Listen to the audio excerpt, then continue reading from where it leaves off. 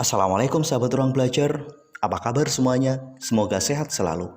Ketemu lagi dengan saya, Eko Prasetyo. Selamat datang di channel Ruang Belajar. Pernahkah sahabat ruang belajar melakukan praktek visualisasi? Membayangkan goal yang ingin kita raih, membayangkan impian yang menjadi target kita, seolah-olah menjadi nyata dan kita meraihnya. Pertanyaannya, apakah praktek dan latihan ini punya dampak terhadap hidup kita? Berikutnya, emang ini punya dasar ilmiah? Ini mitos atau apa sih? Pada video kali ini kita akan membahas seperti apa sih tinjauan ilmiah tentang latihan mental, praktek visualisasi, atau berbagai hal sejenis lainnya. Simak terus video ini sampai selesai ya. Mungkin buat Anda yang hari ini sering mempraktekkan latihan visualisasi, membuat vision board, atau hal-hal sejenisnya, Anda mungkin bertanya, ini logis nggak sih? Ini punya dasar ilmiah nggak sih? Sama, saya juga punya pertanyaan yang sama seperti Anda dulu sebelum saya memahaminya. Tapi sebenarnya kabar baiknya, semua yang Anda lakukan itu secara saintifik terbukti. Ada dampak positif yang dapat ditangkap dan dibuktikan oleh para peneliti. Apa yang Anda lakukan itu bukan omong kosong. It's real, itu nyata. Sebuah riset yang dipimpin oleh Alvaro Pascual Leon. Riset tersebut dipublikasikan pada tahun 1995 yang lalu. Pada riset tersebut, tim peneliti membagi dua kelompok subjek penelitian. Kelompok pertama, mereka diminta untuk berlatih piano secara rutin 5 hari dalam seminggu selama 2 jam. Kelompok kedua, mereka hanya diminta untuk berimajinasi, menggunakan teknik visualisasi dan latihan mental, seolah-olah mereka bermain piano. Waktu yang dilakukan juga sama-sama 2 jam, 5 hari dalam seminggu.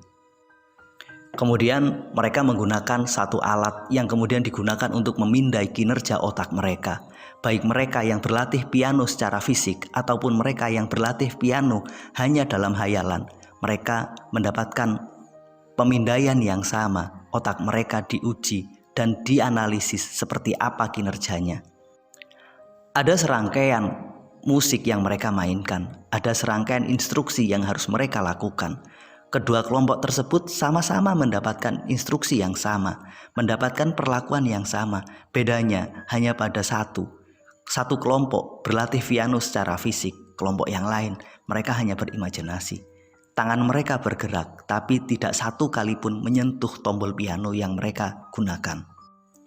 Apa hasilnya? Hasilnya luar biasa. Ternyata rangkaian saraf pada otak kita membentuk sirkuit yang tidak terlalu jauh beda, baik mereka yang berlatih secara fisik ataupun mereka yang berlatih secara mental. Otak kita merespon hampir sama, karena memang otak kita tidak dapat membedakan apakah ini realita atau bukan. Apa yang menjadi imajinasi kita direspon, rangkaian saraf terbentuk secara utuh, seolah-olah mereka yang berlatih piano secara imajinasi saja benar-benar berlatih secara fisik. Kemudian rangkaian tes berikutnya dilakukan. Kedua kelompok tersebut kemudian disuruh benar-benar bermain piano. Kelompok fisik yang berlatih piano secara rutin memang menunjukkan hasil yang sangat signifikan. Kinerja mereka jauh meningkat. Ternyata mereka yang berlatih piano hanya dalam imajinasi juga menunjukkan kinerja yang baik. Kinerja mereka meningkat. Kemampuan bermain piano mereka membaik jika dibandingkan dengan pertama kali mereka mengikuti eksperimen ini. Apa artinya? Artinya latihan mental, visualisasi yang mereka lakukan punya dampak secara nyata dalam kehidupan dan realita mereka. Riset ini mengajarkan dua pelajaran penting kepada kita. Pertama, bahwa visualisasi yang kita lakukan direspon oleh otak kita. Rangkaian saraf pada otak kita membentuk satu sirkuit yang tidak terlalu jauh berbeda ketika Anda benar-benar mengalaminya secara fisik. Yang kedua, memang ada dampak yang sangat besar dalam realita kita. Mereka yang berlatih hanya dalam imajinasi, berlatih secara mental, tentang bermain piano, ternyata ketika dihadapkan pada piano secara physically, mereka memiliki kemampuan yang meningkat. Walaupun memang ada perbedaan yang signifikan, kemampuan teknik mereka buat mereka yang berlatih piano secara fisik dengan mereka berlatih piano hanya dalam latihan mental, memang ada bedanya. Tapi setidaknya jika kita bandingkan dengan kemampuan awal dengan kemampuan akhir para peserta yang mengikuti latihan secara fisik meningkat, begitu juga mereka yang mengikuti latihan secara mental juga meningkat. Apa artinya? Visualisasi punya pengaruh terhadap realita kita. Inilah satu bukti empiris bahwa visualisasi yang mungkin Anda praktekkan punya dasar ilmiah. Syaratnya satu, lakukan secara konsisten, lakukan secara terus-menerus. Dalam riset tersebut, mereka berlatih selama 2 jam, 5 hari dalam seminggu. Pertanyaannya, berapa lama Anda praktek dan berlatih visualisasi? Dari hasil riset ini, setidaknya kita dapat mengambil satu pelajaran penting bahwa visualisasi itu bukan omong kosong. Ada justifikasi ilmiah yang telah dilakukan dan mendapatkan bukti oleh para peneliti.